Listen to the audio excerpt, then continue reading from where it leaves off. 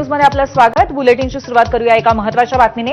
युवक राष्ट्रवादीचे अध्यक्ष सूरज चव्हाण यांनी त्यांच्या कार्यकर्त्यांसह छावा संघटनेच्या प्रतिनिधींना लातूरमध्ये काल बेदम मारहाण केली।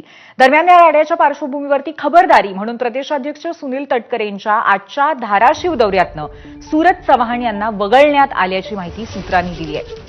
लातूरमधील घटनेचे पडसाद धाराशिवमध्ये उमटण्याची शक्यता असल्यामुळे सूरज चव्हाणांना दौऱ्यातनं वगळण्यात आले।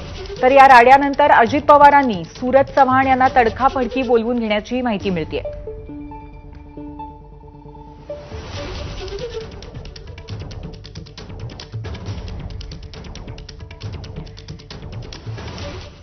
दरम्यान कालच्या राड्यावरती सूरज चव्हाण यांनी दिलगिरी व्यक्त केली, आपण पाहूयात।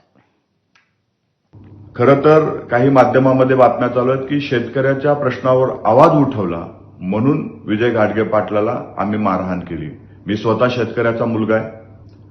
कुणी शेतकऱ्याच्या प्रश्नावर आवाज उठवेल तर त्याच्या पाठीशी उभं राहणं मी माझं कर्तव्य समजतो, परंतु त्या ठिकाणी असंविधानिक शब्द वापरला आमच्या नेतृत्वाबद्दल, म्हणून आमच्याकडनं तशा पद्धतीची कृती झाली। मी त्याबद्दल दिलगिरी व्यक्त करतो आणि लवकरच या